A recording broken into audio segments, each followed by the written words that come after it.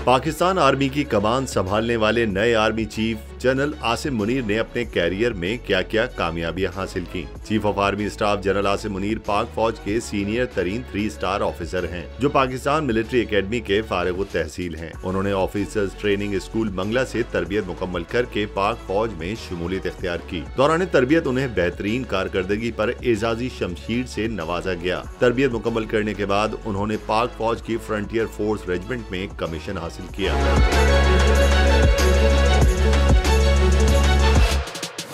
हाफिज कुरान army chief general Asim Munir ने सुबकदोश होने वाले आर्मी चीफ जनरल बाजवा के मातहत ब्रिगेडियर के तौर पर फोर्स कमांड नॉर्दर्न एरियाज में फौजियों की कमान संभाली, जिसके बाद 2017 में डीजी मिलिट्री इंटेलिजेंस के ओहदे पर फाइज हुए। अक्टूबर 2018 में लेफ्टिनेंट जनरल के ओहदे पर तरक्की पाने के बाद उन्हें डीजी मिलिट्री ISI तैनात किया गया, जहां कुछ अरसे खिदमात की अंजामदही के बाद उन्हें जून 2019 में कोर कमांडर गुजरांवाला के ओहदे पर तैनात कर दिया गया। जनरल आसिम अक्टूबर 2021 से GHQ में क्वार्टर मास्टर जनरल फराइज सरअंजाम दे रहे थे। इसके अलावा बतौर लेफ्टिनेंट कर्नल के तौर पर सऊदी अरब में भी खिदमात सरअंजाम दे चुके हैं।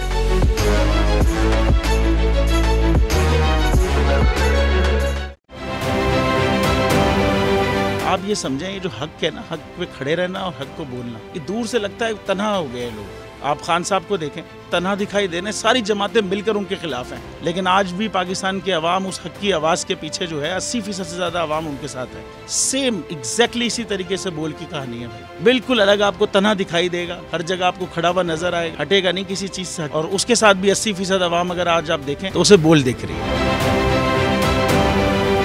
जाली केस है ना, ये हम पे उस वक्त बनाए गए थे जब हुकूमत यही थी, इन्हीं लोगों की हुकूमत थी ना। और ये जाली केस, इनको मैं नहीं कह रहा इस केस को जाली केस, इनको पाकिस्तान में क्या पूरी दुनिया में एक ऐसा शिकायत कुंदा नहीं मिला, एक ऐसा कंप्लेनेंट नहीं मिला जिसने ये कहा हो कि हमारे साथ फ्रॉड हुआ है। तो ये खुद ही बन गए कंप्लेनेंट और ये खुद ही इन्होंने खुद ही इन्वेस्टिगेशन की, उसकी खुद ही तफ्तीश भी की, यानी कि कंप्लेनेंट भी है, इन्वेस्टिगेशन ऑफिसर भी है। और इन द एंड इन्होंने फिर उसके बावजूद ये कोर्ट में जमा कराया कि जी ये केस जाली केस था और इसमें किसी किस्म जो कुछ एग्जैक्ट कर रहा था सब लीगल। ये मेरी बात नहीं है, ये इनके इन्वेस्टिगेशन ऑफिसर की बात। सबसे ज्यादा व्यूज और सबसे ज्यादा रेटिंग के साथ बोल आज भी रहा नंबर 1 पर।